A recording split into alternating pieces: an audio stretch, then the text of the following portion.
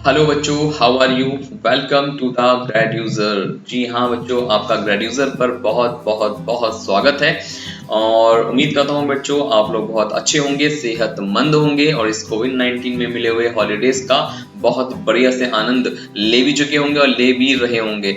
और मेरा नाम है बेटा समीर, मेरा नाम समीर है और I will teach you the subject accountancy for the class 11th 12th graduation, post graduation and C A level entrance classes. और बेटा मेरी सारी डिस्क्रिप्शन आप लोगों को बाकी की दी हुई यहाँ इस बैनर में राइट हैंड साइड पे मिल ही रही होगी। और इससे पहले कि बेटा आज का लेक्चर हम लोग स्टार्ट करें तो मैं चाहूँगा कि सबसे पहले थोड़ा सा मैं आपको ग्रेड यूज़र के बारे में बता दूँ कि ग्रेड यूज़र बेटा एक ऑनलाइन लर्निंग प्लेटफॉर्म है। जिस तरह से कोविड-19 में बेटा आपका सब कुछ एक तरीके से सब कुछ डिले हो गया और अचानक हमारे ऊपर एक कोर्स का एक बर्डन आन पड़ा कि भाई कोर्स तो डिले हो गया, ठीक है ना। नवंबर आ चुकी है, बिल्कुल ही किस तरह से कोर्स पूरा होगा और किस तरह से हमारा कंटेंट दिया हुआ सीबीएसई के जरिए वो पूरा होगा, हम नंबर अच्छे ला भी पाएंगे या नहीं ला पाएंगे। तो बेटा उन सब चीज़ों की जानकारी मैं इस ग्रेड यूजर पर आप लोगों को दूंगा। ग्रेड यूजर बच्चों एक ऑनलाइन लर्निंग प्लेटफॉर्म है जो 9th स्टैंडर्ड से 12th स्टैंडर्ड के सभी सब्जेक्ट्स और सभी स्ट्रीम्स के क्लासेस और बेटा लेक्चर्स अपने ग्रेड यूजर के एक वेल एक्सपीरियंस्ड और वेल क्वालिफाइड टीचर्स के जरिए प्रोवाइड करवाती है। और बेटा हमारे फैकल्टीज़ के जरिए दिए हुए, ग्रेड यूजर के फैकल्टीज़ के जरिए दिए हुए जो नोट्स होते हैं, स्टडी मटेरियल होते हैं और जो बेटा टेस्ट सीरीज होती है, उनके जरिए आप अच्छे मार्क्स भी सिक्योर कर सकते हैं और बहुत अच्छे मार्क्स बोर्ड एग्जामिनेशन में सिक्योर करने के साथ साथ काफ़ी कुछ अपने सब्जेक्ट्स की नॉलेज एनहांस्ड और गेन कर सकते हैं। बाकी की इन्फॉर्मेशन के लिए कि बेटा किस तरह से आपको ग्रेड यूजर पे क्लासेस मिलेंगी, किस तरह से आप हमारे ग्रेड यूजर पे एनरोल कर सकते हैं, उसके लिए आप राइट हैंड साइड पे मेरे दिए हुए इन दोनों नंबर्स पे कांटेक्ट कीजिए। व्हाट्सएप का नंबर अलग दिया हुआ है, कॉलिंग का नंबर अलग दिया हुआ है, इन दोनों नंबर्स पे कांटेक्ट कीजिए और ग्रेड यूजर की डिटेल वहां से लीजिए। आपको डेफिनेटली वहां ग्रेड यूजर पे काफी, ग्रेड यूजर के बारे में काफी इंफॉर्मेशन मिल जाएगी, किस तरह से आप वहां पे क्लासेस में एनरोल कर सकते हैं और वो भी बहुत कम टाइम के अंदर, वो भी बहुत नॉमिनल कॉस्ट पे बच्चों। ठीक है बच्चों, तो उम्मीद करता हूं बेटा आप वहां से काफी बेनिफिट उठाएंगे और एक बार डेमो क्लासेस जरूर लीजिए वहां पर, क्योंकि डेमो क्लासेस के कोई चार्जेस नहीं है बच्चों। और डेमो क्लासेस दीजिए, बाकी डिस्क्रिप्शन दोनों नंबर्स पे लीजिए और अगर आप चाहें तो गूगल प्ले स्टोर से ग्रेड यूजर ऐप डाउनलोड कर भी इंफॉर्मेशन वहां से ले सकते हैं। तो बेटा आइए अपना हम लेक्चर स्टार्ट करते हैं और आगे लेक्चर को बढ़ाते हैं।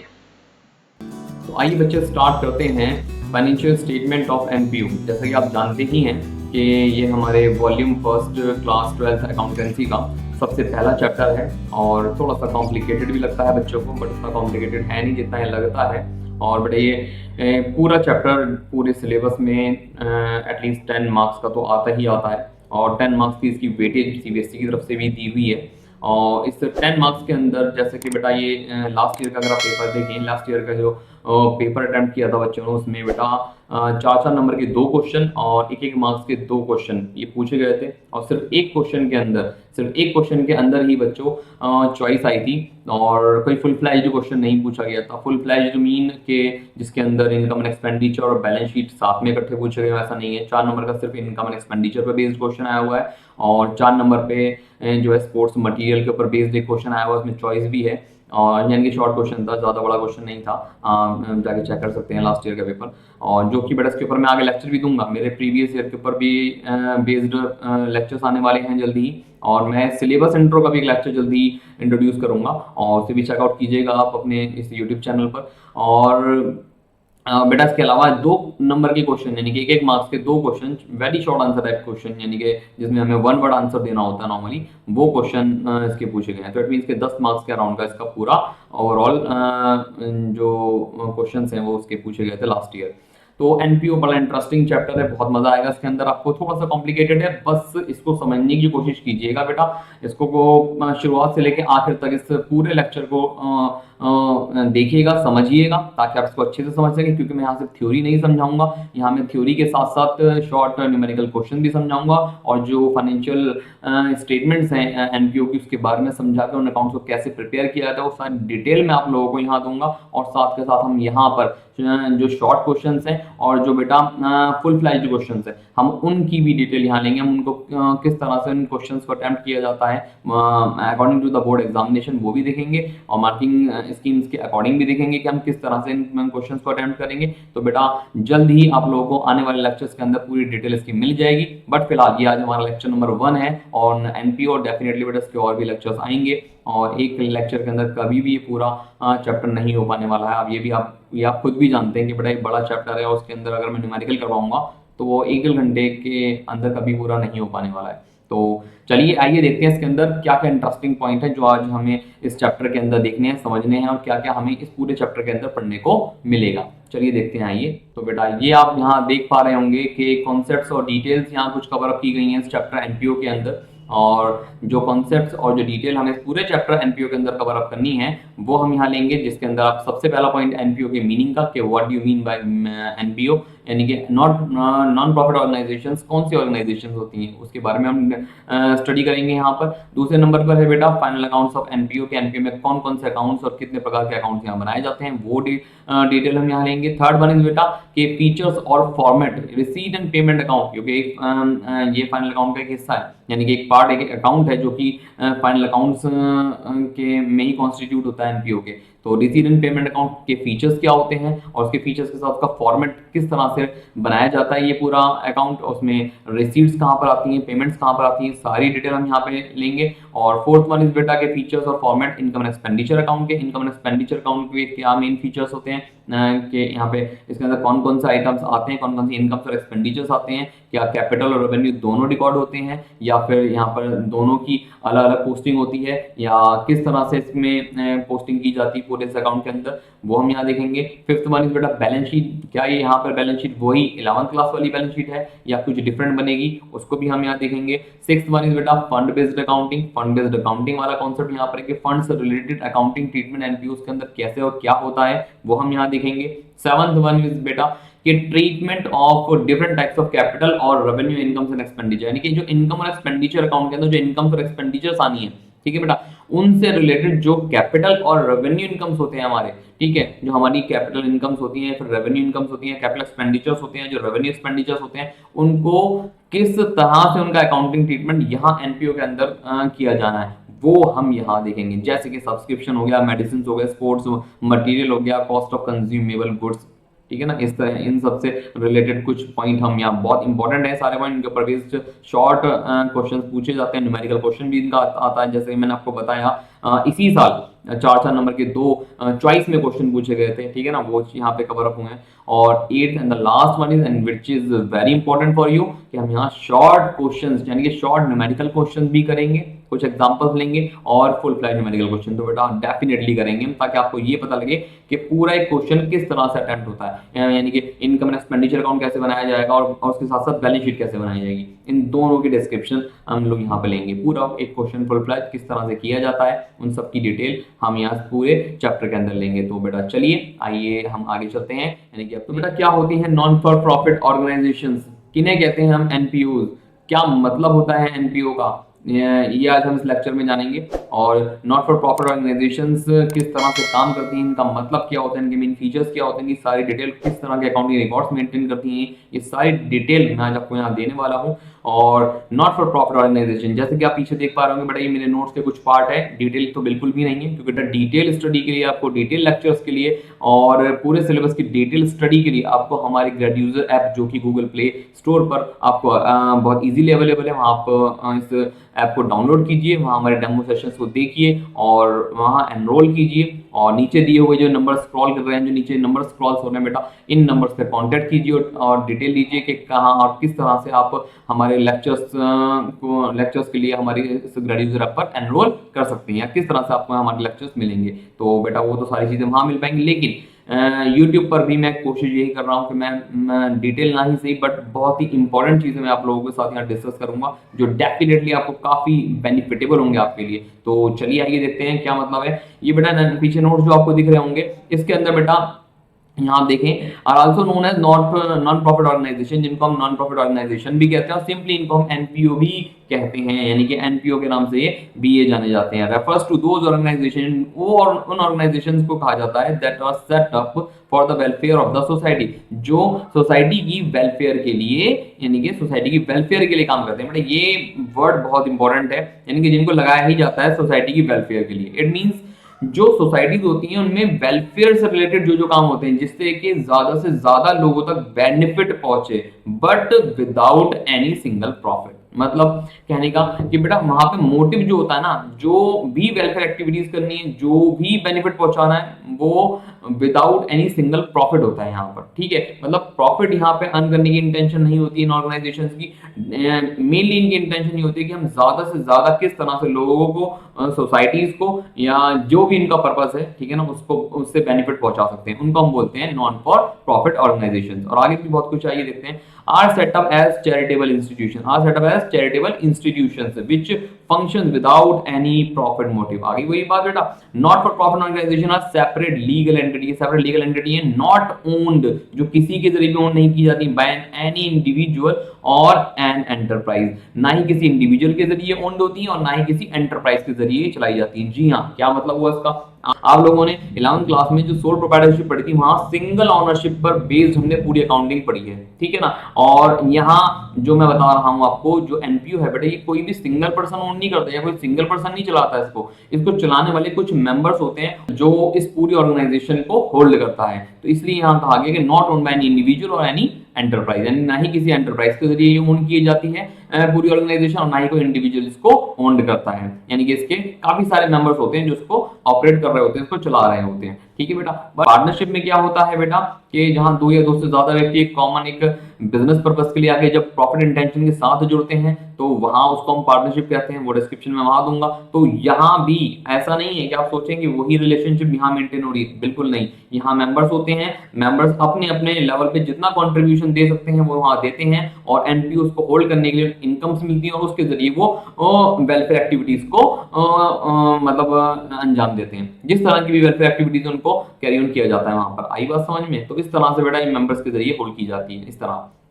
और आगे देखेंगे तो लेकिन बेटा यहाँ पर काम किस तरह का होता है? सिर्फ वेलफेयर में भी तो बहुत सारे वर्क होते हैं। जी हाँ, उसी की बात यहाँ बोली गई है। These organisations render their services to their members, यानी कि अपनी सर्विसेज ये मेंबर्स को भी देते हैं। जो जैसे कि वुमेन्स वेलफेयर एसोसिएशंस होती है, स्पेशली वुमेन्स के लिए होती है, या जो वुमेन्स उस एनपीओ से जुड़ी हुई है स्पेशली उनको ये सर्विसेज रेंडर करने का काम करती हैं। ठीक है, तो इसलिए ये बात यहाँ बोली गई। एंड टू द सोसाइटी, आगे भी बोला है इसने, एंड टू द सोसाइटी, और सोसाइटी को भी सर्विसेज रेंडर करने का काम यहाँ किया था, बट ऑन वॉलंटरी बेसिस, यानी कि अपनी इच्छा से। ये नहीं जबरदस्ती के, नहीं भी आओ जी हमारी हेल्प लो, ऐसा नहीं होता है। ठीक है, अपनी इच्छा से, मतलब जबरदस्ती नहीं थोपी जाती अपनी मदद, डेफिनेटली वॉलंटरी बेसिस पे सारा काम होता है। और किस लिए? और for the promotion of art, या हो सकता है कि मैंने जैसे कि बात करी कि किस तरह की वेलफेयर एक्टिविटीज होंगी, मे बी के किसी आर्ट को प्रमोट करने का काम उस एनपीओ में हो रहा हो, मे बी के किसी कल्चर को प्रमोट करने का काम हो रहा हो, मे बी के किसी स्पोर्ट्स को प्रमोट करने का काम हो रहा हो। जैसे कि हॉकी वगैरह का आपने देखा होगा कि हॉकी को एक क्रिकेट से जिस तरह से हमारे देश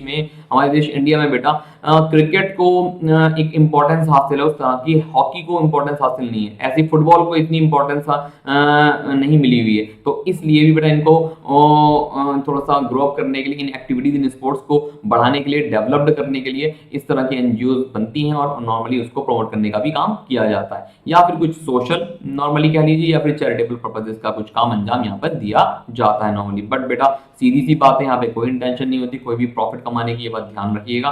तो मेरे ख्याल से आप समझ गए होंगे कि किस तरह से यहाँ पे काम होता है। और जो मेंबर्स बेटा, मेंबर्स के जरिए या दूसरे सोर्सेज से जो इनकम्स आती है यहाँ पर, वो इनकम बहुत मददगार साबित होती हैं कि किस तरह से उन इनकम्स का सही जगह पे, यानी कि जो उनका मेन पर्पस है उसमें उस इनकम का यूटिलाइजेशन होना है, और उन इनकम्स के जरिए किस तरह से लोगों की ज्यादा से ज्यादा वेलफेयर के लिए उसको इस्तेमाल किया जाना है, वो यहाँ पे करके और लोगों की मदद की जाती है normally not for profit organisations जो होती हैं। ठीक है ना। और लेकिन एक बात जो जरूरी है वो ये, क्या नॉर्मली मदद ही कर दी जाती है, क्या इनको किसी भी तरह का कोई प्रॉफिट नहीं होता है? तो बेटा यहाँ कह लीजिए कि हम प्रॉफिट तो नहीं कहेंगे उसको, क्योंकि वो नॉर्मली सरप्लस होगा अगर हो भी जाता है तो। इट मींस कि मान लीजिए अगर इनकम एक्सपेंडिचर यानी कि खर्चे भी तो होंगे वहां पर, ऐसा थोड़ी ना है कि हम कहीं भी कोई ऑर्गेनाइजेशन है वो उसके पास सिर्फ जो है ना डोनेशन या उसके पास ही कहेंगे मेंबर्स के जरिए मिलने वाली इनकम सी आ रही है, यानी कि उसका कोई खर्चा नहीं है। बेटा हर काम को करने के लिए कुछ ना कुछ तो खर्च करना पड़ता है डेफिनेटली,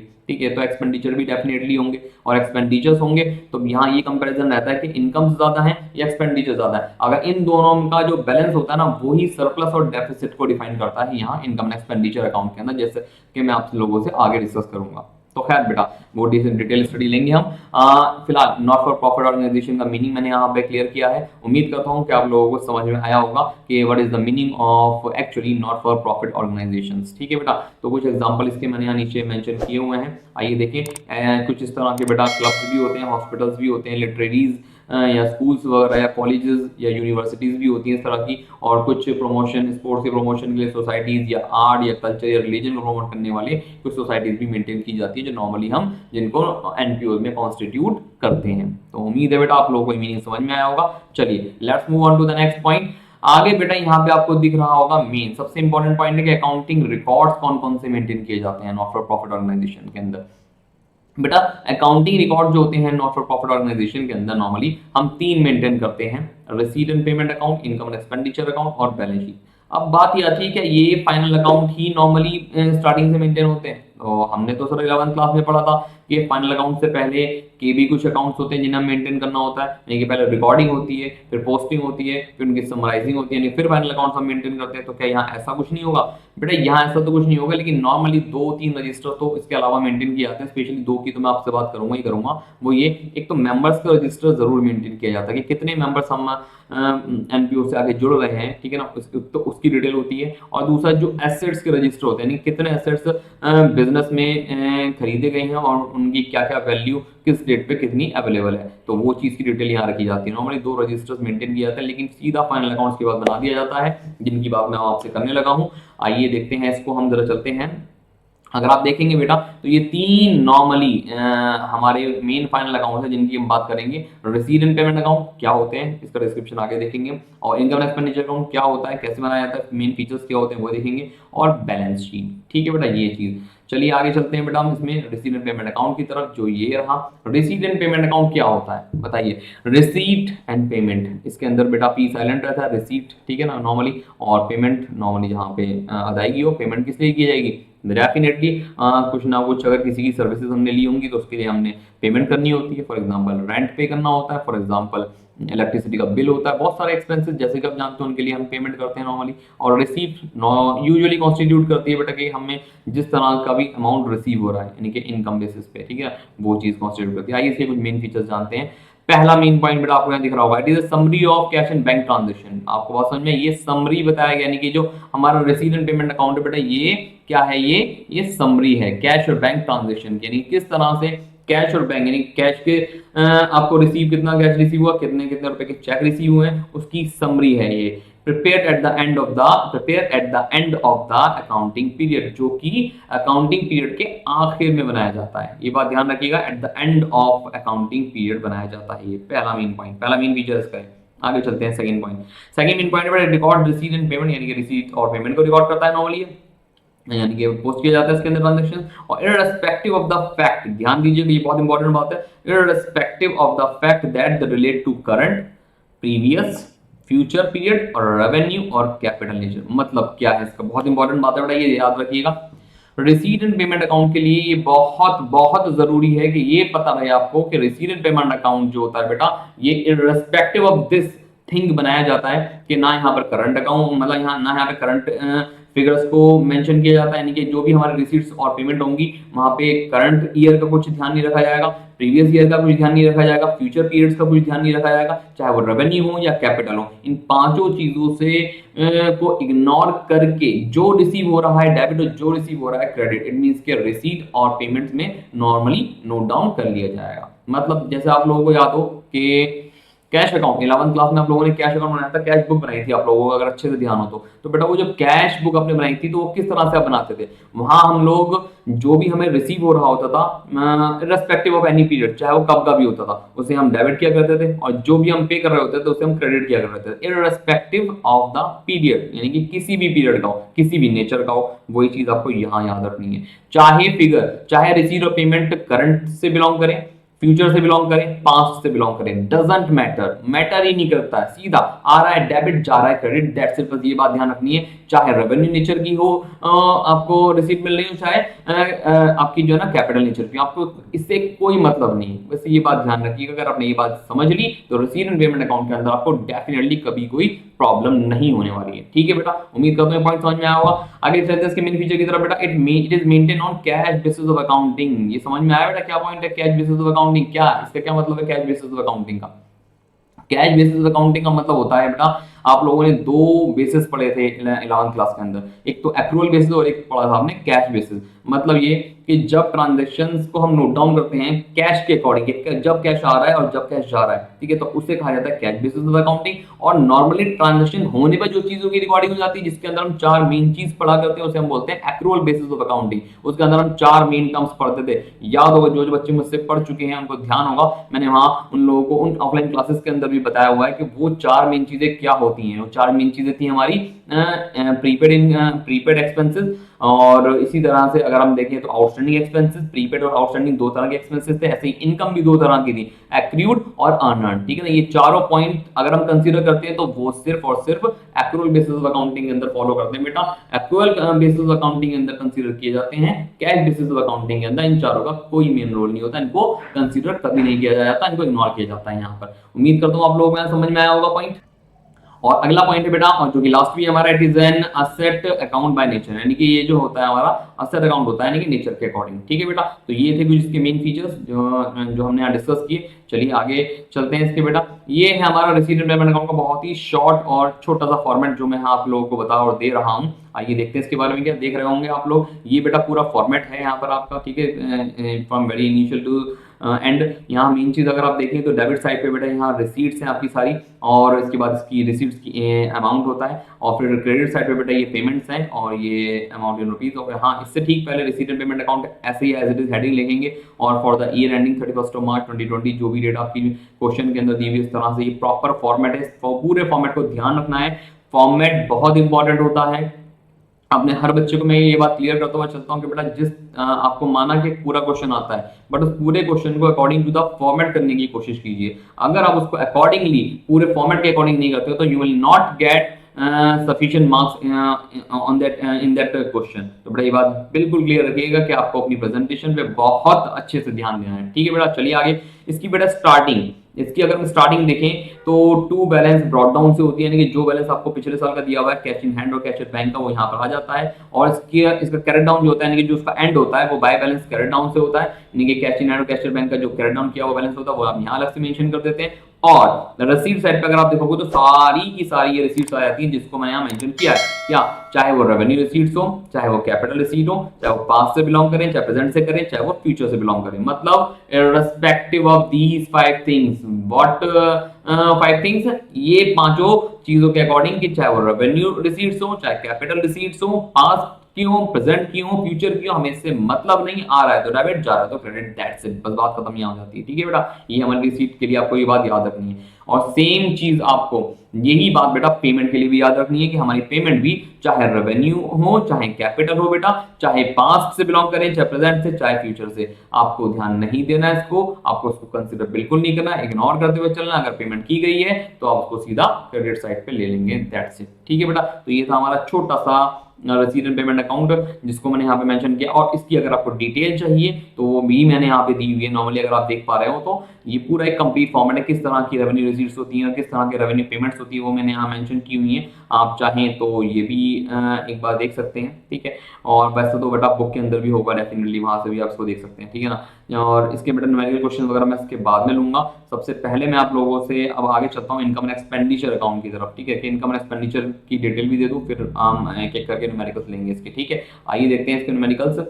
आइए देखते हैं बेटा इनकम एंड एक्सपेंडिचर अकाउंट। और इनकम एंड एक्सपेंडिचर अकाउंट के भी बेटा जिस तरह से हमने रिसीट एंड पेमेंट अकाउंट के कुछ फीचर्स देखे थे, वैसी तरह से हमारे पास बेटा यहाँ इनकम एंड एक्सपेंडिचर अकाउंट के भी कुछ फीचर्स हैं जिनको हमें यहाँ पर देखना है। तो आइए देखते हैं। यहाँ बेटा आप देख पा रहे होंगे कुछ यहाँ 5 मेन फीचर्स दिए हुए, बहुत इंपॉर्टेंट फीचर्स है, इसको ध्यान से देखिएगा। पहला मेन फीचर बेटा के ये इनकम एंड एक्सपेंडिचर अकाउंट क्या है, इनकम एंड एक्सपेंडिचर अकाउंट के मेन फीचर्स क्या है, कैसे पहचानेंगे, कैसे बनाएंगे इनकम एंड एक्सपेंडिचर अकाउंट। तो बेटा मेन पॉइंट है कि it is the summary of income and expenditure for the accounting है, यानी कि ये भी समरी है किसकी, इनकम्स की और एक्सपेंडिचर्स की, यानी कि इसको भी समरी कहा गया है। दूसरा मेन पॉइंट है बेटा कि income and expenditure account is the nominal account in nature में ये नॉमिनल अकाउंट है और सेम पर्पस सर्व करता है जैसे कि प्रॉफिट एंड लॉस अकाउंट एक बिजनेस ऑर्गेनाइजेशन के लिए करता है। यानी कि जिस तरह से आपने प्रॉफिट एंड लॉस अकाउंट बनाया था, याद होगा शायद थोड़ा बहुत, अगर आपको याद हो 11th क्लास का, जिस तरह से जिस अकॉर्डिंग और जिस कॉन्सेप्ट पे आपने profit and loss account prepare किया था, वही सेम चीज यहाँ पर है। प्रॉफिट एंड लॉस अकाउंट भी नॉमिनल अकाउंट था, ठीक है,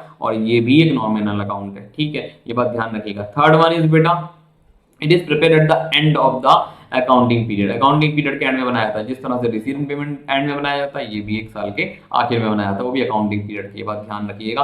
और ऑल द, बहुत इंपॉर्टेंट पॉइंट है वाला, ध्यान रखिएगा, all the revenue items relating to the current period.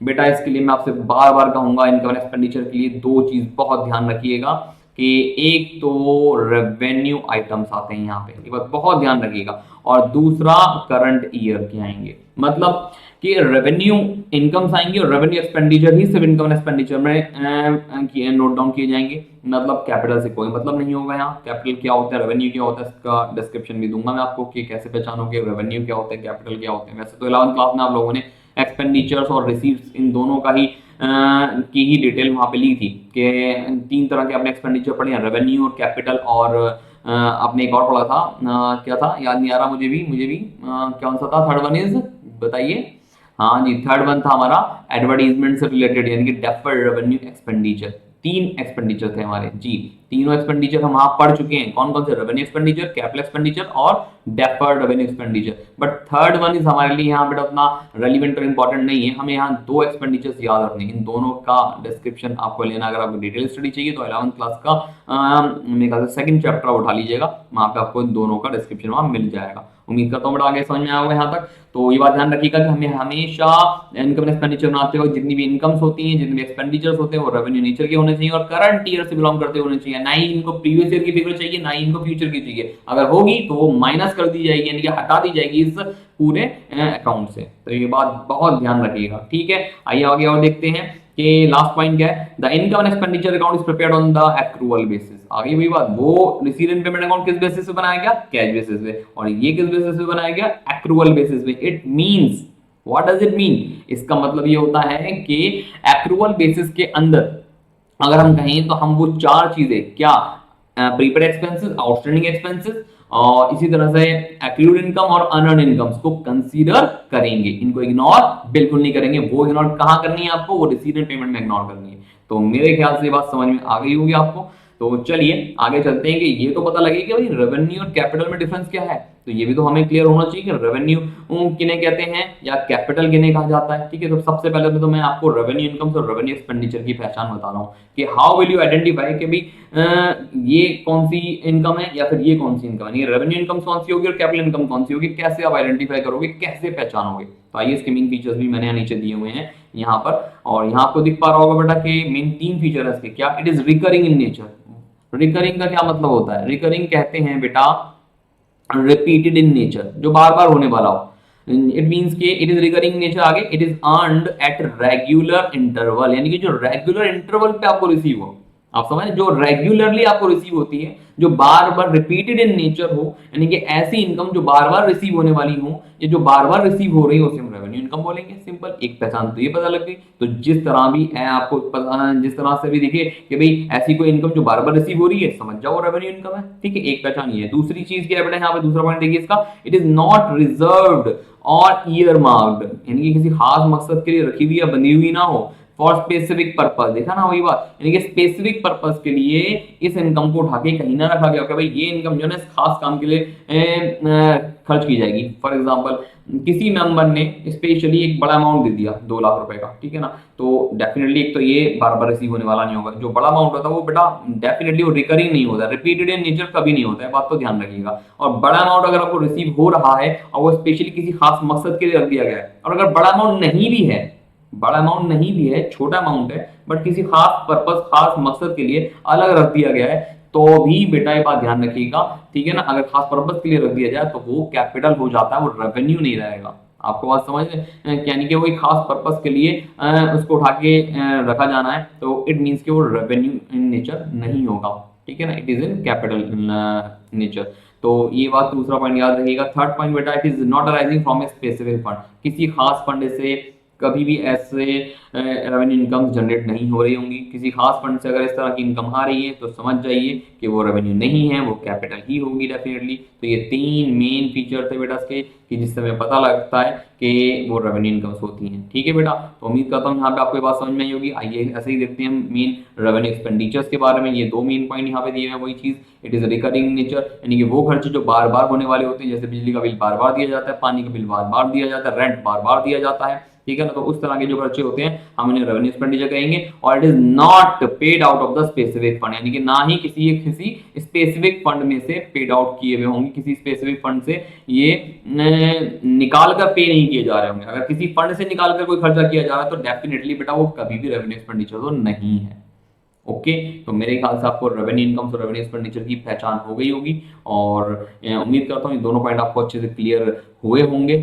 तो आइए बेटा चलते हैं इसके फॉर्मेट की तरफ और देखते हैं इसका फॉर्मेट किस तरह से बनता है। ये भी बड़ा छोटा सा एक फॉर्मेट मैंने इनकम एक्सपेंडिचर अकाउंट का दिया है। सबसे मेन पॉइंट आप मेन हेडिंग डालोगे इनकम एक्सपेंडिचर का, उसके बाद नीचे डेट जरूर लिखोगे। और ये एक छोटा सा फॉर्मेट है, हालांकि छोटा नहीं है, बड़ा भी हो सकता है, बट मैंने आपको बताने के लिए, समझाने के लिए यहाँ पे दोनों इस तरह से बताए हुए हैं, ठीक है। इसका एक्सटेंडेड पार्ट भी है कि अलग अलग सारे एक्सपेंडिचर, अलग अलग सारी इनकम यहाँ दी हुई, वो भी देखेंगे आगे हम, ठीक है।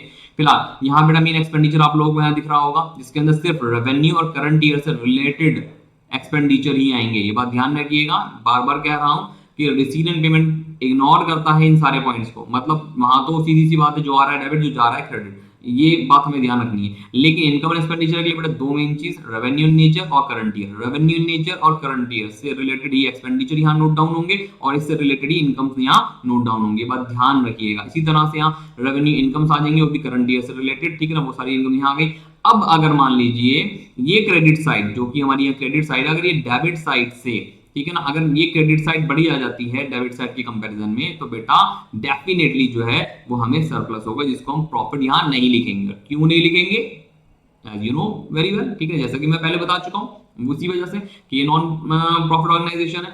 तो इसीलिए बेटा यहाँ पे जितना भी सरप्लस होगा उसको हम to excess of income over expenditure के नाम से भी लिख सकते हैं, और सीधा सरप्लस के नाम से भी लिख सकते हैं। और अगर यहाँ पे डेबिट साइड ज्यादा आ जाती है, क्रेडिट साइड कम रह जाती है, तो बेटा डेफिनेटली वो हमारा डेफिसिट होगा। डेफिसिट मींस कमी, सरप्लस मींस ज्यादती, और डेफिसिट मीन कमी। कमी को बोलते हैं हम डेफिसिट, और excess of expenditure over income भी इसको कहा जा सकता है। तो इस तरह से आप पूरा मेन अकाउंट बनाओगे इनकम एक्सपेंडिचर का। तो बेटा उम्मीद करता हूँ ये भी आपको समझ में आया होगा। इसका एक्सटेंडेड पार्ट अगर आप देखना चाहें, जो अलग अलग एक्सपेंडिचर्स और अलग अलग इनकम से रिलेटेड होगा बेटा, वो कुछ इस तरह का होगा यहाँ पर, ठीक है ना। बाकी आप लोगों की बुक्स में भी अवेलेबल होगा डेफिनेटली, आप वहां पे भी जाके इसको जज और देख सकते हो, ठीक है। और बैलेंस शीट तो आप जानते ही हैं, बैलेंस शीट का तो फॉर्मेट बिल्कुल एज यूजुअल है, बस थोड़ी सी चीजें डिफरेंट आती है फंड से रिलेटेड, और कुछ चीजें और भी होती हैं, वो भी आओ जरा मैं थोड़ा सा डिस्कस कर ही लेता हूँ। ये है बेटा हमारा फॉर्मेट, ये फॉर्मेट हमारा बैलेंस शीट का है। यहाँ बैलेंस शीट आप लिखेंगे पहले एज एट, यहाँ पे स्टार्टिंग एज एट से होगी, बात ध्यान रखिएगा। डेट लिखने का पैटर्न तरीका यहाँ अलग होता है as comparison with receipt and payment account and income expenditure account. और यहाँ एसेट साइड पे आप सारे एसेट लिखेंगे, जो डेप्रिसिएशन होगा लेस करोगे, जो एडिशन होंगे वो ऐड करोगे। सेम वही कॉन्सेप्ट फर्नीचर पे भी होगा, अगर सेल हुई होगी किसी एसेट की तो बेटा वो भी लेस किया जाएगा यहाँ पर as shown here, as it is shown here. और बाकी जो इनकम्स एरियर्स में होती हैं उन्हें भी यहाँ पे लिखा जाएगा, जो आउटस्टैंडिंग इनकम्स होती हैं, ठीक है ना, या जो एक्रूड इनकम्स होती हैं उन्हें भी हम यहाँ मेंशन करेंगे, ठीक है ना। और किसी तरह की इन्वेस्टमेंट है, बिल्डिंग फंड इन्वेस्टमेंट या स्पोर्ट्स फंड इन्वेस्टमेंट, तो आप जानते हैं सारी इन्वेस्टमेंट तो यहीं आती हैं। प्रीपेड एक्सपेंसेस भी यहाँ पर आते हैं अलग से, आप ये भी बात जानते हैं। तो ये आपका कुछ नया पॉइंट नहीं है बेटा, बैलेंस शीट में वही सब चीजें पुरानी जो यहाँ पर मेंशन की गई। छोटे मोटे पॉइंट्स थे जो मैंने आपको यहाँ हैंड पे बता दी, सब्सक्रिप्शन इन एरियर और आउटस्टैंडिंग, वो मेन चीजें हैं। थोड़ी सी जो हम डिफरेंटली यहाँ पर उनका अलग से ट्रीटमेंट देखेंगे, वो मैं जब पढ़ाऊंगा वाला पार्ट बेटा तो आपको वहाँ क्लियर करवाऊंगा। और कैपिटल फंड जैसे कि वहाँ कैपिटल हुआ करता था, कैपिटल में आप क्या करते थे, जो प्रॉफिट आता था उसे आप ऐड किया करते थे, ठीक है ना, सरप्लस को ऐड किया गया है, और डेफिसिट अगर होगा तो उसे आप लेस करोगे। लेकिन हाँ, इसके साथ साथ जो कैपिटलाइज्ड पार्ट होता है, यानी कि जो कैपिटलाइज्ड इनकम्स होती हैं उन्हें भी यहाँ पर ऐड किया गया। चाहो तो आप ऐड करके लिख दो, चाहे तो इंडिविजुअली एक्सक्लूसिवली उनको अलग लिख दो, डजंट मैटर, इससे कोई खास फर्क नहीं पड़ेगा। आप चाहो तो उसको यहाँ ऐड कर दो या अलग से लिख दो, जैसे ऐड करके लिखा हुआ है तो आप चाहो तो ऐड करके भी यहाँ लिख सकते हो, ठीक है। और बिल्डिंग फंड्स आ जाते हैं बेटा, और बिल्डिंग फंड से रिलेटेड जो स्पेसिफिक डोनेशन या स्पेसिफिक इनकम्स होती हैं उन्हें यहाँ ऐड किया है गया है। वही चीज़ के जो हमारी कैपिटल इनकम्स होती हैं अगर किसी खास पर्पस के लिए हैं तो डेफिनेटली आप उनको उसी फंड में ले जाकर ऐड करेंगे। ये नॉर्मली फंड बेस्ड अकाउंटिंग है, ये जब टॉपिक मैं करवाऊंगा, जब ये वाला कॉन्सेप्ट उठाऊंगा तो मैं डेफिनेटली इस पर बताऊंगा।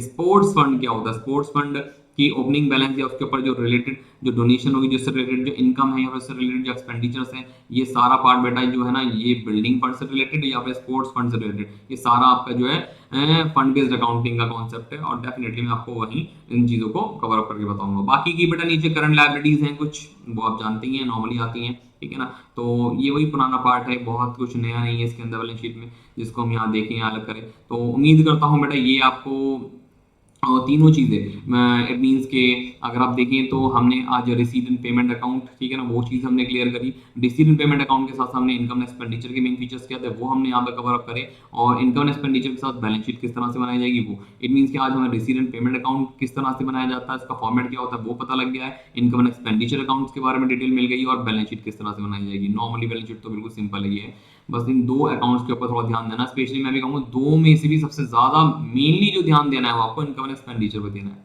बस अगर आपको वो बनाना आ गया तो कोई ज्यादा खास प्रॉब्लम आपको इस पूरे चैप्टर के अंदर डेफिनेटली नहीं होगी। तो उम्मीद करता हूँ बेटा ये तीनों चीजें आपको समझ में आई होंगी, ठीक है। और बेटा कुछ इससे रिलेटेड इनकम्स भी हैं जो इंपॉर्टेंट आइटम्स हैं इनकम एक्सपेंडिचर अकाउंट से रिलेटेड, आइए हम उस पर भी थोड़ा सा डिस्कशन कर लेते हैं कि वो इंपॉर्टेंट आइटम जो इनकम एक्सपेंडिचर अकाउंट के लिए ज़रूरी होते हैं और जिनका जानना और समझना हमारे लिए ज़रूरी भी है।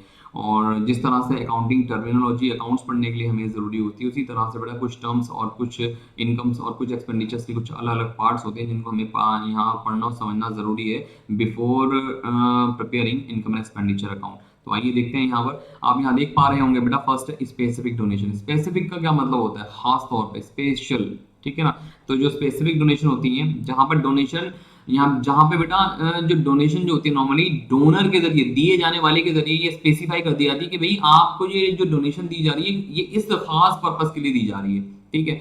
भैया कोई भी डोनेशन देता है तो वो बता देता है, मान लीजिए एनपीओ को, कि भाई मैं आपको ये जो डोनेशन दे रहा हूँ ये इस ऑर्फनेज के वाटर सप्लाई को ठीक करने के लिए दे रहा हूँ, ठीक है ना। तो उसने स्पेसिफाई कर दिया, डोनर ने स्पेसिफाई कर दिया, दान करने वाले ने स्पेसिफाई कर दिया कि भाई इस पर्पस के लिए ये खर्च की जानी है। तो बेटा ये तो देखिए अब जिम्मेदारी यानी कि इसका कर्तव्य है एनपीओ का कि भाई वो उसको उसी पर्पस के लिए खर्च करें, उस पर्पस पर ही लगाएं जिस पर्पस के लिए रिसीव हुई है। तो इसलिए बेटा इसको स्पेसिफिक डोनेशन कहा जाता है। और जो स्पेसिफिक डोनेशंस होती हैं, ठीक है ना, इनको हम कैपिटलाइज्ड करते हैं, इट शुड बी कैपिटलाइज्ड, यानी कि इनको कैपिटलाइज्ड किया जाएगा। और कैपिटलाइज किया जाएगा तो कैपिटल इनकम कहा जाती है। रेवेन्यू इनकम्स का तो हमें पता लग गया कि रेवेन्यू इनकम्स हमारी इनकम एंड एक्सपेंडिचर अकाउंट में क्रेडिट साइड पर जाएंगी, revenue expenditures income and expenditure account में डेबिट साइड पे जाएंगे, ये तो हमें पता लग गया। बट कैपिटल इनकम और कैपिटल एक्सपेंडिचर्स की क्या जगह है, कैपिटल इनकम और कैपिटल एक्सपेंडिचर की जगह है बेटा बैलेंस शीट। जी हाँ, तो कैपिटल इनकम्स जितनी होती हैं जैसे ये स्पेसिफिक डोनेशन, ये हमारी बेटा एक कैपिटल इनकम है। क्या है हमारी एक बेटा ये हमारी कैपिटल इनकम कहलाती है। और कैपिटल इनकम होने के बिना पे इसे हम बैलेंस शीट में लायबिलिटी साइड पे पोस्ट करेंगे। आई बात समझ में। तो बैलेंस शीट में लायबिलिटी साइड लिखा जाता है इसको। और इसी तरह की बेटा कुछ जनरल डोनेशन भी होती है, नॉर्मली लोगों ने डोनेशन दे दी और ये नहीं बताया कि किस खास पर्पस को नहीं, नॉर्मली डोनेट कर दिया पैसा, तो वहां पे डोनर ने स्पेसिफाई नहीं किया, यानी कि देने वाले ने ये नहीं बताया कि किस खास पर्पस के लिए होनी, उन्होंने कह दिया जी बस डोनेशन दे दी, तो जो डोनेशन मिल चुकी इस पर्पस, किसी भी पर्पस के लिए हो, वो आप किसी भी पर्पस के लिए लगा सकते हो आप, ठीक है। मतलब अगर स्पेसिफिक पर्पस बताया गया है तो बेटा वो स्पेशल हो जाएगी, और स्पेशल हो जाएगी तो उसे हम कैपिटल इनकम कहेंगे। और अगर नॉर्मली डोनेशन मिली है तो वो जनरल डोनेशन है, और जनरल डोनेशन को हम क्या करेंगे, नॉर्मली इनकम एक्सपेंडिचर में क्रेडिट साइड डालेंगे, वो हमारे लिए रेवेन्यू है, ठीक है। तो इसीलिए बेटा इसको हम they are treated as revenue receipts, इनको हम रेवेन्यू रिसीट मानेंगे, और कहां जाएगी ये, इनकम साइड में, इनकम एक्सपेंडिचर अकाउंट, ठीक है। उम्मीद करता हूं बेटा पॉइंट दोनों समझ में आ गए होंगे। तीसरा पॉइंट लेगेसीज, ये बहुत इंपॉर्टेंट है और इसको समझना जरा आपके लिए जरूरी भी है।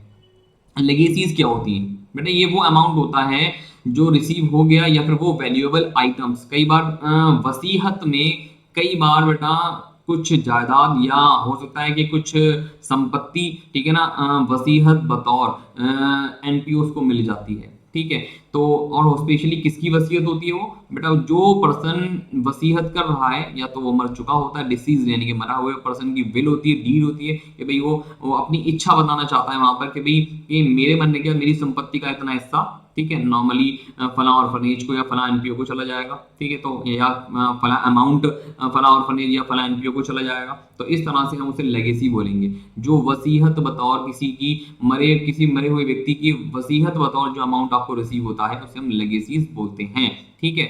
और बेटे नॉर्मली तो आप इसे रिसीव एंड पेमेंट अकाउंट की रिसीट साइड पे देखोगे लिखा हुआ, क्योंकि वहीं रिसीव होंगी, वहीं आपको नॉर्मली मिलेंगी। और specially income and expenditure account बनाने के लिए अगर आपको मिलेगा तो बेटा definitely receive and payment account ही आपको पहले दिया हुआ होगा, और रिसीव एंड पेमेंट अकाउंट अगर दिया हुआ होगा तो वहीं से आपको उठा के इनकम एंड एक्सपेंडिचर अकाउंट बनाना है, ठीक है ना। तो वो चीज ध्यान रखनी है। तो यहाँ पे दो बातें बहुत इंपॉर्टेंट है कि अगर आपको लेगेसी रिसीव हुई है और वहां पे कंडीशन लिखी हुई है, कंडीशन मतलब कि भाई ये जो लेगेसी दी जा रही है ये किसी खास पर्पस, इस पर्पस के लिए है, तो वही बात आ गई जैसे मैंने पीछे स्पेशल और नॉर्मल जनरल डोनेशन के लिए कही थी। तो अगर कंडीशन स्पेसिफाइड है तो बेटा इसको कैपिटल रिसीट माना जाएगा, और कैपिटल रिसीट माना जाएगा तो बैलेंस शीट में कहा जाएगी, ये लायबिलिटी साइड जाएगी। और अगर कोई कंडीशन स्पेसिफाइड नहीं, कोई कंडीशन मेंशन नहीं, कोई कंडीशन उस लेगेसी के साथ नहीं लगी हुई है, तो बेटा आप उसको सीधा रेवेन्यू रिसीट मानेंगे और इसको इनकम एंड एक्सपेंडिचर अकाउंट में क्रेडिट साइड पे पोस्ट करेंगे। तो उम्मीद है बेटा इस लेगेसीज का आपको ट्रीटमेंट समझ में आया होगा। तो लेगेसीज वाला अगर पॉइंट नजर आया तो एक बात ध्यान रखिएगा नॉर्मली, ठीक है ना, कि हमें क्या करना है। लेकिन अगर जनरली ही लिखा हुआ है तो फिर हम उसे क्या करें, तो बेटा जनरली तो लेगेसीज, एक बात देखिए यहाँ पे अकाउंटेंट्स की दो राय हैं कि अगर यहाँ पे लेगेसी का कोई अगर छोटा अमाउंट रिसीव हुआ है तो छोटा अमाउंट तो बेटा नॉर्मली हो सकता है कि भाई मे बी के बार बार रिसीव हो रहा हो उस तरह से, ठीक है, क्योंकि कई बार एनपीओ ऐसे होते हैं कि उनको लेगेसीज, ऐसे मेंबर्स कई सारे पुराने मेंबर्स जुड़े हुए होते हैं जो लेगेसीज बतौर काफी सारा अमाउंट नॉर्मली रिकरिंग बेसिस पे देते हैं, तो उसको इनकम एक्सपेंडिचर में क्रेडिट यानी कि रेवेन्यू इनकम का एक पार्ट माना जाता है। बट अगर ह्यूज अमाउंट है, बड़ा अमाउंट है, लाखों रुपए हैं, 5, 10, 15, 20, 50 लाख रुपए, करोड़ रुपए आपको रिसीव हो रहे हैं, तो ऐसा बड़ा अमाउंट तो बेटा आपको डेफिनेटली जो है ना वो रोज रोज रिसीव नहीं होगा, कभी कभी ही रिसीव होगा। तो उससे आप क्या मानोगे, कैपिटल इनकम, और कैपिटल इनकम होगी तो बैलेंस शीट में लायबिलिटी साइड जाएगी, ठीक है। तो वो चीज आप ले सकते हो। लेकिन अगर कोई कंडीशन नहीं लिखी हुई है, कोई कंडीशन है लिखी हुई, तो बेटा आपको मैंने दोनों चीज के अकॉर्डिंग समझा दिया, तो वो बात भी यहाँ अप्लाई आप कर सकते हैं।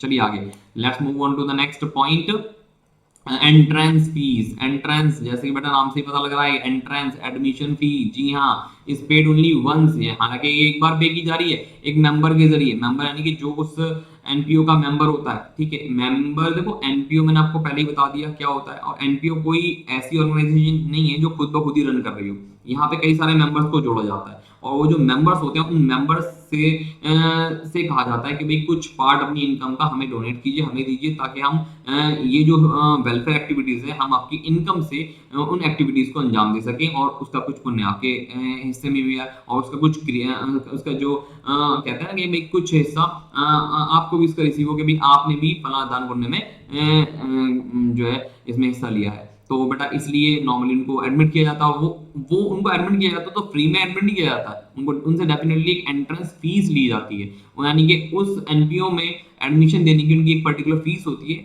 हर एक मेंबर से अलग अलग वो चार्ज की जाती है। तो अब एक बात बताइए, यहाँ एक मेंबर तो नहीं होता, कई सारे मेंबर हो सकते हैं, और एक मेंबर से एक दिन में क्या पता कितनी एंट्रेंस फीस रिसीव हुई हो, तो बेटा ये रेवेन्यू रिसीट होगी, और रेवेन्यू रिसीट होगी, ठीक है ना, तो उसको हम क्रेडिट करेंगे कहाँ पर, इनकम एंड एक्सपेंडिचर अकाउंट के अंदर, ठीक है। तो वो चीज यहाँ पे बात ध्यान रखिएगा, और एंट्रेंस फीस को इसलिए आप इसको रेवेन्यू मानकर इनकम एंड एक्सपेंडिचर में क्रेडिट साइड पे लेके जाएंगे। इसका मेन तो बेटा ज्यादातर एंट्रेंस फीस यही, लेकिन लेकिन लेकिन अगर एंट्रेंस फीस के रिगार्डिंग एक बात अगर बोली गई है कि इट शुड बी कैपिटलाइज, यानी कि कई बार क्वेश्चन में आ जाता है कि 50% of entrance fees should be capitalised, यानी कि वो जो है ना शुड कैपिटलाइज्ड होनी चाहिए। इट मीन्स कि जो जितना भी अमाउंट दिया हुआ है एंट्रेंस फीस का, उसका 50% जो अमाउंट है वो कैपिटलाइज्ड होगा, मतलब 50% इनकम एंड एक्सपेंडिचर में क्रेडिट साइड पे आएगा और 50% ही जो होगा वो बचा हुआ बैलेंस शीट में लायबिलिटी साइड पे आएगा एंट्रेंस फीस के नाम से, ठीक है ना। तो ये भी कई बार ऐसा क्वेश्चन में आ जाता है, वो मैं आगे आपको क्वेश्चन करवाऊंगा तो वो क्लियर करवाऊंगा डेफिनेटली, ठीक है। तो चलिए बेटा आगे चलते हैं, और आगे अगर आप चलेंगे तो बेटा यहाँ आपको दिख रहा होगा life membership fees. Life membership fees क्या होती है? लाइफ में एक मेंबर से जो फीस रिसीव होती है लमसम में आप कह लीजिए, ठीक है ना, पीरियोडिकली पे करने के बजाय अगर मेंबर पूरी लाइफ में ही कहीं एक बार फीस एक पीरियड की पे कर देता है, ठीक है, तो उसे लाइफ मेंबरशिप फीस नॉर्मली कहा जाता है। तो लमसम अमाउंट जो मेंबर पीरियडिकली पे करने के बजाय, ठीक है ना, एक लमसम अमाउंट अगर पे कर देता है 1 या 2 या 3 साल का या कुछ सालों का, तो बेटा उसे लाइफ मेंबरशिप फीस नॉर्मली बोलेंगे। और ऐसा हर कोई तो करेगा नहीं, ऐसा हर मेंबर नहीं करेगा, तो जाहिर सी बात है बेटा ऐसी इनकम रोज रोज नहीं मिलेंगी, कभी कभी मिलेंगी। तो लाइफ मेंबरशिप इसलिए क्या हो गई? एक कैपिटल इनकम हो गई, इसलिए इसको हमें कैपिटल रिसीट मानना है।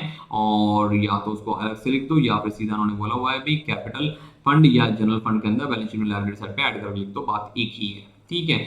और चलिए आगे चलते हैं। सेल ऑफ ओल्ड असेट, पुराने असेट्स को बेचना यहाँ पे कैसा माना जाएगा? देखो बेटा पुराने असेट को बेचना, असेट क्या है? असेट तो आप जानते हो ना, असेट को बेचने से जो अमाउंट रिसीव होगा वो इनकम थोड़ी ना होगी, ठीक है। क्या रोज रोज असेट बेच रहे होगे? नहीं।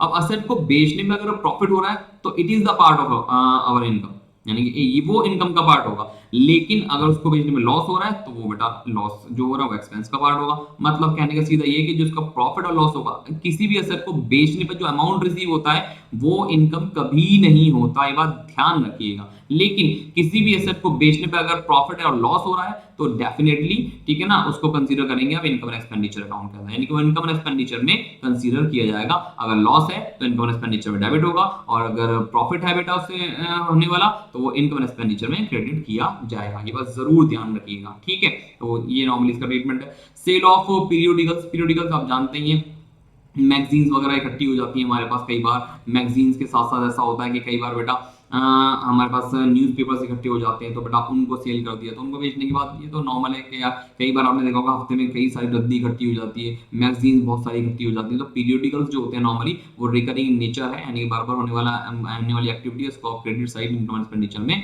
पोस्ट करेंगे डेफिनेटली, मेरे ख्याल से इतना काफी है इसके लिए। और सेल ऑफ स्पोर्ट्स मटेरियल, इसके न्यूमेरिकल क्वेश्चन बहुत इंपॉर्टेंटली करवाऊंगा मैं आप लोगों को, तो बहुत ध्यान से देखिएगा।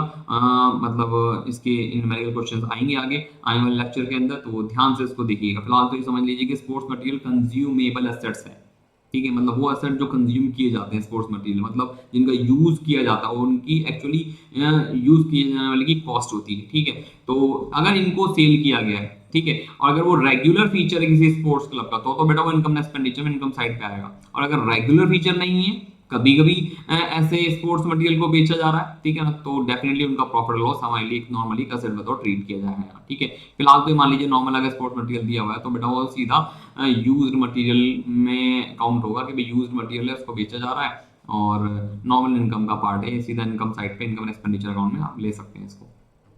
आगे चलते हैं बेटा, पेमेंट ऑफ ऑनोरेरियम। ऑनोरेरियम क्या होता है बेटा? ये ऑनोरेरियम एक अमाउंट होता है जो कि मतलब एक स्पेशल पर्सन को दिया जाता है उसकी अपनी वॉलंटरी सर्विसेज देने पर। फॉर एग्जांपल अगर मैं आपसे कहूं कोई क्लब है, कोई क्रिकेट क्लब है, वहां पर सचिन तेंदुलकर को बुलाया गया एज चीफ गेस्ट, जो वहां पे कुछ टूर्नामेंट होने वाला है, वहां पे चीफ गेस्ट बतौर सचिन तेंदुलकर को बुलाया गया। तो बेटा इतनी बड़े बड़े सेलिब्रिटी को आप एटलीस्ट कुछ कॉस्ट पे तो बुलाओगे, ठीक है ना, कुछ स्पेशल अमाउंट तो दोगे, कुछ स्पेशल उसके लिए एज ए चीफ गेस्ट बुलाने पे कुछ अमाउंट या कुछ मैं कहूंगा एज ए गिफ्ट तो जरूर दोगे जो उसको अच्छा लगे। तो वो अमाउंट या जो पेमेंट भी आप उसको ऑनोरेरियम बतौर करोगे या वो उसको स्पेशल गेस्ट बतौर दोगे, बेटा उसको हम ऑनोरेरियम बोलेंगे यहाँ पर, ठीक है। तो उम्मीद करता हूँ ये वाला पॉइंट समझ आएगा। ऑनोरेरियम नॉर्मल एक एक्सपेंडिचर है और इसलिए आप इनको इनकम एक्सपेंडिचर में डेबिट साइड पे ले जा सकते हैं, यानी नॉर्मल एक्सपेंडिचर रेवेन्यू एक्सपेंडिचर है, कोई कैपिटल एक्सपेंडिचर नहीं ट्रीट किया जाएगा ये, ठीक है। तो इसलिए इसको आप इनकम एक्सपेंडिचर में नॉर्मली डेबिट कर देंगे। अगला पॉइंट है बेटा एंडाउमेंट फंड। एंडाउमेंट फंड बेटा ये वो गिफ्ट्स होते हैं या वो अमाउंट होता है जो एक खास पर्पस के लिए दिया जाता है देने वाले के जरिए, ठीक है ना, और इससे एक परमानेंट मीन्स ऑफ सपोर्ट मिलती है उस एनपीओ को। हो सकता है कि वो अमाउंट बहुत बड़ा हो, या फिर हो सकता है कि वो इस स्पेशल पर्पस पे किया गया हो जिससे उसको एक परमानेंट मीन्स ऑफ सपोर्ट मिल रही हो उस फंड से। तो ऐसे अगर कोई फंड रिसीव होता है तो उसे हम बोलते हैं एंडोमेंट फंड, और definitely it is a part of our income. और ये बेटा कैपिटल रिसीट है, क्योंकि ऐसे फंड रोज रोज नहीं मिलेंगे, तो कैपिटल रिसीट है, इसको हम बैलेंस शीट में लाइब्रेरी साइड पे शो करेंगे। ठीक है, ये देखिए बैलेंस शीट में लाइब्रेरी साइड पे शो किया जाएगा कैपिटल इनकम बतौर। ठीक है, तो चलिए बेटा आगे।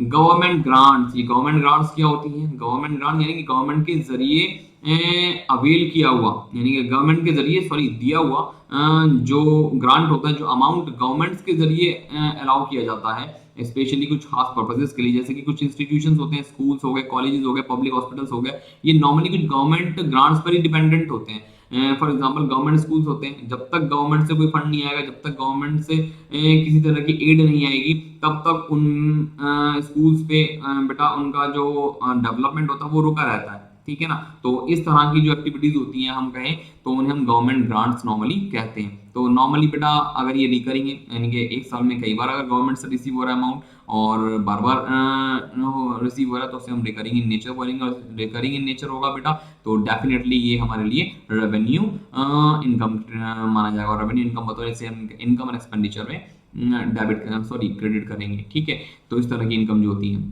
और अगर ये इनकम बेटा कैपिटल नेचर की हैं, जैसे कि किसी खास पर्पस के लिए गवर्नमेंट से ग्रांट रिसीव हुआ, जैसे बिल्डिंग को बनाने के लिए, बिल्डिंग के लिए गवर्नमेंट ग्रांट मिली, तो ये कैपिटल रिसीट हुई। और ध्यान रखिएगा इसको बिल्डिंग अकाउंट में, यानी कि इट मींस के इसको कैपिटलाइज किया जाएगा, ये बात ध्यान रखिएगा। ठीक है, तो उम्मीद करता हूँ बेटा ये गवर्नमेंट ग्रांट आपको क्लियर हुआ होगा कि किस तरह से गवर्नमेंट के जो ग्रांट्स होते हैं हम उन्हें उनका अकाउंटिंग ट्रीटमेंट होता है इनकम एक्सपेंडिचर अकाउंट के अंदर। और जो बेटा स्पेशल फंड्स हो गए, स्पेशल फंड्स की आप डिटेल जानते हैं कि स्पेशल फंड्स हमारे कहाँ जाने होते हैं। स्पेशल फंड में बेटा जितने भी हमारे होते हैं वो हमारे सारे फंड्स बैलेंस शीट में लाइब्रेरी साइड पे जाते हैं, और उनसे रिलेटेड इस पे जितने भी फंड बेस्ड अकाउंटिंग होती है वो हम डेफिनेटली आगे देखेंगे। ठीक है, तो ये बात ध्यान रखिएगा, जितने भी हमारे स्पेशल फंड्स हैं वहाँ पे लेके जाए जाएंगे। और आगे चलते हैं बेटा, स्पेशल रिसीट्स, जो खास पर्पस के लिए जो रिसीट्स होती हैं ये कैपिटलाइज्ड होंगी। स्पेशल रिसीट्स हैं, स्पेशल वर्ड लगते हैं समझ जाइए वो स्पेशल हैं, और स्पेशल हैं तो किसी खास पर्पस के लिए इनको डेफिनेटली रखा जा रहा है, डेफिनेटली इनको खास पर्पस के लिए ही रिसीव हो रही है। और खास पर्पस के लिए अगर रिसीव हो रही है तो बेटा आप जानते हैं क्या करना है, इतना तो बेटा आपको अंदाजा हो ही गया होगा मेरे ख्याल से। और न्यूज़पेपर्स बेचना नॉर्मल रेवेन्यू इनकम है, तो आप समझ गए होंगे। रेवेन्यू रिसीट्स, रेवेन्यू इनकम्स क्या होती हैं आपको अच्छे से पता है। कैपिटल एक्सपेंडिचर, हाँ ये मैं आपसे पूछना चाहूंगा, मैं आपसे कहूंगा कि जरूर इस कैपिटल एक्सपेंडिचर की डिटेल अपने 11th क्लास के सेकंड चैप्टर जो बुक्स ऑफ अकाउंट है आपकी, ठीक है ना, उसमें सेकंड चैप्टर में जरूर लीजिएगा, वहां पर इसकी डिटेल जरूर लीजिएगा, वहां पर आपको डिटेल दी गई है इस कैपिटल एक्सपेंडिचर की कि कैपिटल एक्सपेंडिचर्स क्या होते हैं नॉर्मली। मैंने आपको आप लोगों ने शायद बेटा डेप्रिसिएशन अगर चैप्टर 11 क्लास में पढ़ा हो तो वहां इस कैपिटल एक्सपेंडिचर को बहुत डिटेल में बताया गया है। ठीक है, क्या होते हैं, मैं नॉर्मली इसका एग्जांपल लेता हूं, शायद आप उससे समझ जाएं। तो जो बेटा कैपिटल एक्सपेंडिचर होते हैं वो क्या होते हैं? कैपिटल एक्सपेंडिचर किन्हें कहेंगे? कैपिटल एक्सपेंडिचर वो एक्सपेंडिचर जो एक असेट पे खर्च होते हैं, जिसको खर्च करने के बाद एक असेट की वैल्यू बढ़ जाए, ठीक है ना, और या वो एक्सपेंडिचर्स जो सीधे कॉस्ट में जाके जुड़ते हैं, ठीक है ना, जिनको इनकर्ड करना, उन एक्सपेंडिचर्स को इनकर्ड करना उनकी कॉस्ट के इंक्रीमेंट के लेवल के बराबर हो, ठीक है ना, उसे हम कैपिटल एक्सपेंडिचर बोलेंगे। ठीक है, ये normally asset side balance sheet में लेके जाए जाते हैं, और जिस तरह से फर्नीचर खरीदना हो गया, ठीक है ना, या इन्वेस्टमेंट करना हो गया किसी तरह की, ठीक है, इन्हें हम कैपिटल एक्सपेंडिचर्स बोलते हैं। यानी कि कभी कभी होने वाले बड़े खर्चे, सिंपली अगर मैं बोलूं आपसे, कभी कभी होने वाले बड़े खर्चे इनको हम कैपिटल एक्सपेंडिचर्स कहेंगे। बाकी की डिटेल बेटा मैंने आपसे कहा ना, और विद एग्जांपल इसकी काफी सारे इलस्ट्रेशंस और उसके सारे क्वेश्चंस भी दिए हुए हैं वहां पर, उसको वहां पे जाके देखिए, जज कीजिए कि किन्हें कहते हैं हम कैपिटल एक्सपेंडिचर्स। तो बेटा ये थी हमारी कुछ स्पेशल अमाउंट्स जिनको मैंने यहाँ पर स्पेशल इनकम और स्पेशल एक्सपेंडिचर, कुछ स्पेशल आइटम्स जो इनकम एंड एक्सपेंडिचर अकाउंट से रिलेटेड थे। और बेटा उम्मीद करता हूँ आज का लेक्चर आपके लिए काफी बेनिफिटेबल होगा, और डेफिनेटली इससे अगला लेक्चर जो होगा वो भी बहुत बहुत बहुत ही बेनिफिटेबल होगा आपके लिए। तो आई होप बेटा आप लोगों को आज का लेक्चर समझ में आया होगा। आज काफ़ी इंपॉर्टेंट हम लोगों ने चीज़ें यहाँ पढ़ ली हैं, तो बेटा आगे भी बहुत अच्छे लेक्चर्स आने वाले हैं। तो आई होप कि आपको पूरी वीडियो समझ में आई होगी। तो बेटा इसको और इस चैनल को सब्सक्राइब कीजिए, शेयर कीजिए उन बच्चों के साथ जो नीडी हो, जो इस चैप्टर को बहुत अच्छे से समझ नहीं पाए हों या फिर जो समझना चाहते हो, उन तक हमारी वीडियोस को पहुंचाने में हमारी मदद कीजिए। और बेटा लाइक कीजिए हमारी वीडियोस को, और डेफिनेटली बेटा और भी सिर्फ अकाउंट्स की ही वीडियो नहीं आनी है बेटा, इस पर 9th स्टैंडर्ड से 12th स्टैंडर्ड तक के अलग अलग सब्जेक्ट्स और टीचर्स की वीडियोस यहाँ आपको बहुत इंपॉर्टेंट लेक्चर्स आपको यहाँ प्रोवाइड करवाए जाएंगे। देखते रहिए और शेयर करते रहिए। Thank you so much for watching my video. Thank you.